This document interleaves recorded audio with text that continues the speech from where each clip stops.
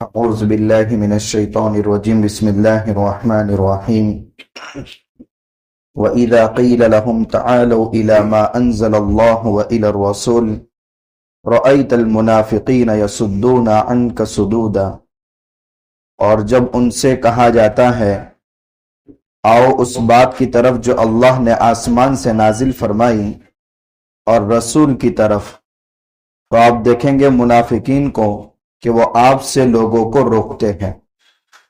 یہ اس سے پہلے کی جو آیت نازل ہوئی ہے وہ ایک منافق اور ایک یہودی کے جھگڑے کے سلسلے میں نازل ہوئی۔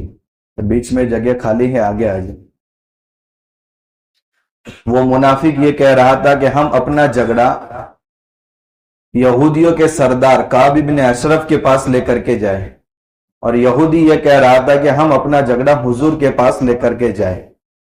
خیر وہ فیصلہ بھی ہوا، اور پھر وہ فیصلہ منافق کو تسلیم نہیں ہوا تو حضرت عمر رضی اللہ تعالیٰ عنہ کے پاس گئے، اور حضرت عمر رضی اللہ تعالیٰ عنہ نے اس کی گردن اڑا دی۔ اس آیت کے اندر اللہ تعالیٰ نے فرمایا اے نبی، جب ان منافقین سے کہا جاتا ہے کہ کسی معاملے میں جب جھگڑا ہو جائے تو فیصلہ قرآن کے ذریعے کرو یا اللہ کے نبی صلی اللہ علیہ وسلم کے پاس لے کر کے جاؤ، لیکن یہ منافقین خود بھی روکتے ہیں اور لوگوں کو بھی روکتے ہیں۔ یعنی منافق خود بھی تیار نہیں تھا اور یہودی کو بھی روک رہا تھا، کیونکہ معلوم تھا کہ حضور حق کا فیصلہ کریں گے اور میں حق پر نہیں ہوں۔ اور جب فیصلہ ہوا وہ منظور نہیں ہوا تو حضرت عمر رضی اللہ تعالیٰ عنہ کا عجیب و غریب فیصلہ ہوا، تو اب بس کیا حال ہوا جب ان کو مصیبت پہنچی خود ان کے ہاتھ کے کرتوت کی وجہ سے۔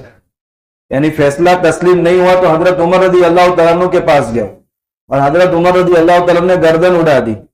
تو یہ کس کے کرتوت کی وجہ سے یہ تمہارا حال ہوا؟ خود تمہارے کرتوت کی وجہ سے۔ پھر وہ آپ کے پاس آتے ہیں قسم کھاتے ہوئے۔ جب حضرت عمر رضی اللہ تعالیٰ عنہ نے منافق کی گردن مار دی تو اس کے قبیلے کے سارے منافق اللہ کے نبی صلی اللہ علیہ وسلم کے پاس آئے اور کہا یا رسول اللہ ہمارے ساتھ ناانصافی ہوئی ہے، منافق بظاہر مسلمان ہے، مسلمان کی گردن ماری حضرت عمر نے، لہذا قصاصاً ان کو نعوذ باللہ قتل کر دیا جائے۔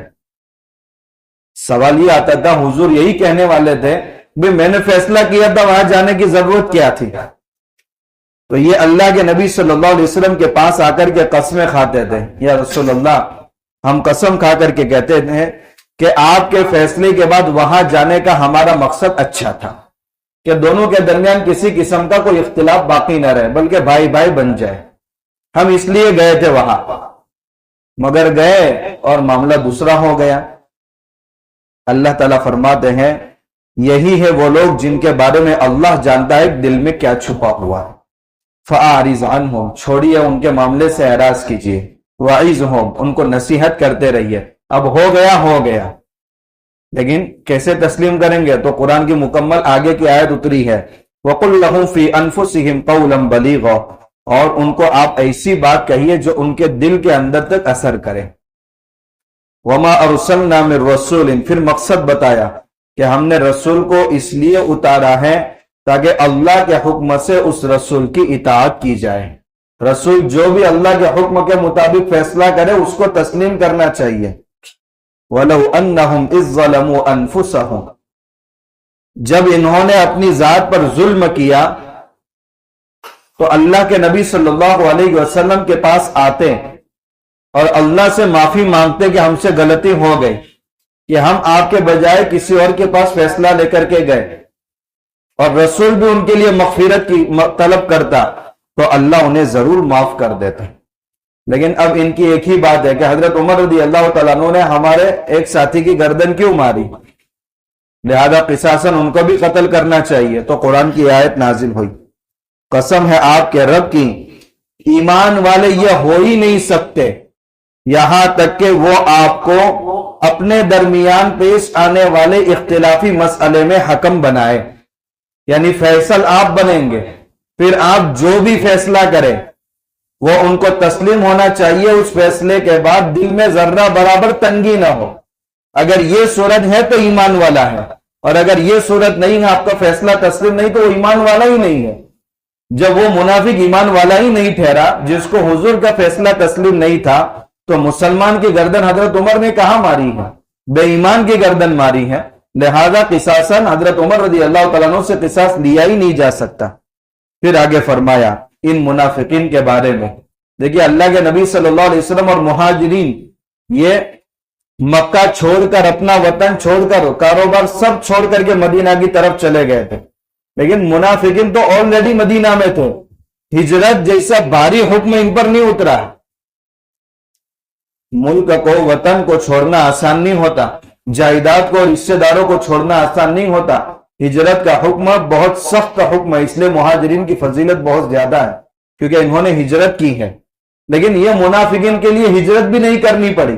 اللہ تعالیٰ اس لیے فرماتے ہیں اگر ہم ان پر جہاد کا حکم فرض کر دیتے، دوسرا یہ کہ ہم ان کو حکم دیتے کہ اپنا وطن چھوڑو اور دوسرے وطن منتقل ہو جاؤ جہاں اسلام پر عمل کر سکتے ہیں، تو ان میں سے چند کے علاوہ کوئی بھی ہمارا یہ حکم تسلیم نہ کرتا۔ ان کے دلوں کی حالت یہ ہے۔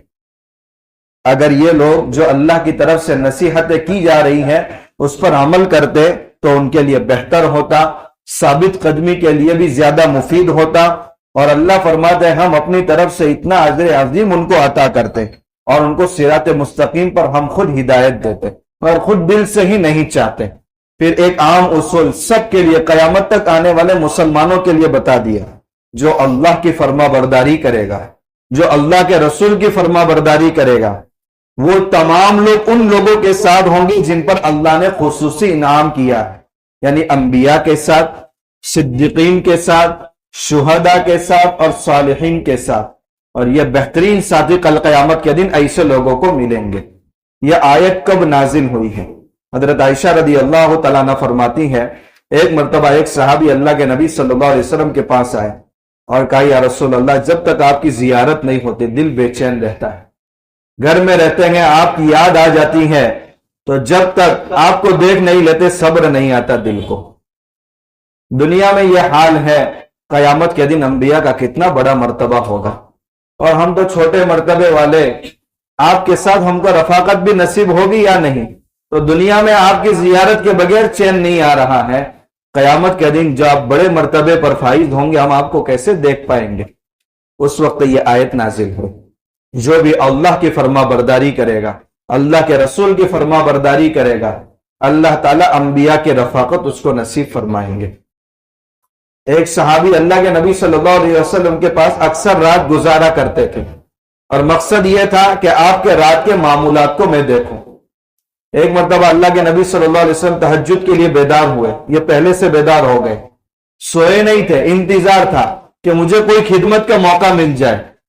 چنانچہ حضور کے بیدار ہونے کا جب وقت آیا تو انہوں نے مسواک اور لوٹا پانی سے بھرا ہوا وہ حضور کے لیے تیار رکھ دیا۔ اللہ کے نبی صلی اللہ علیہ وسلم کو بہت خوشی ہوئی کیونکہ آپ کو ضرورت تھی کہ وضو کریں، اور فوراً پانی اور مسواک حاضر ہے۔ تو اللہ کے نبی صلی اللہ علیہ وسلم نے اس وقت فرمایا مانگو کیا مانگتے ہیں؟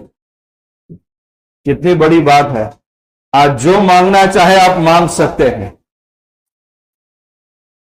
قبولیت کی گھڑی ہے، تہجد کا وقت ہے، زبان نبوت سے آفر مل رہی ہے، کیا مانگتے ہیں مانگیے۔ ہم میں سے کوئی ہوتا تو ایک دکان ہے ذرا 2 ہو جائے، 2 دکان ہے ذرا 3 ہو جائے، رہنے کو مکان نہیں ہے، مگر ان کی ہمیشہ نظر آخرت پر رہتی تھی۔ کہ یا رسول اللہ جنت میں آپ کا ساتھ مل جائے۔ ارے اور کوئی چیز مانگو، نہیں بس یہی چیز ہم کو چاہیے۔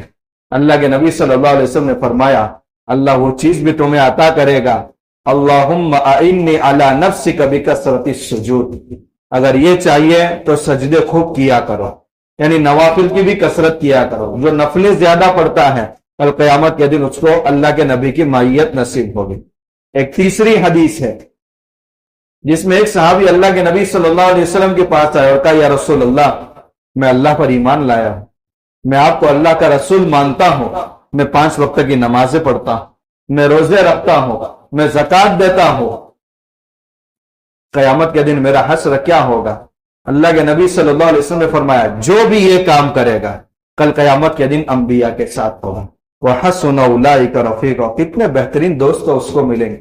ایک شخص نے عالیشان بنگلہ بنایا مگر دوست ہی نہیں ہے اس میں بیٹھنے کے لیے، تو اکیلا کیا کرے گا؟ چھپر دیکھے گا، زمین دیکھے گا، کیا؟ تو دل بہلانے کے لیے اچھے دوست چاہیے، اور جنت میں انبیاء، صدیقین، شہداء اور صالحین سے بہتر دوست کون ہو سکتے ہیں؟ اللہ ہم سب کو وہ مقام نصیب فرمائے۔ ذالک الفضل من اللہ، یہ اللہ کا فضل ہے۔ وَكَفَى بِاللَّهِ عَلِيمًا، اور اللہ بہتر جانتے ہیں کہ کس کو یہ فضل نصیب ہوگا۔ اللہ ہم سب کو قرآن کی برکت سے یہ فضل بھی ہم سب کو نصیب فرمائے۔ آگے کی جو جہاد کی آیتیں ہیں انشاءاللہ اس کا تذکرہ کل کریں۔ سبحان اللہ۔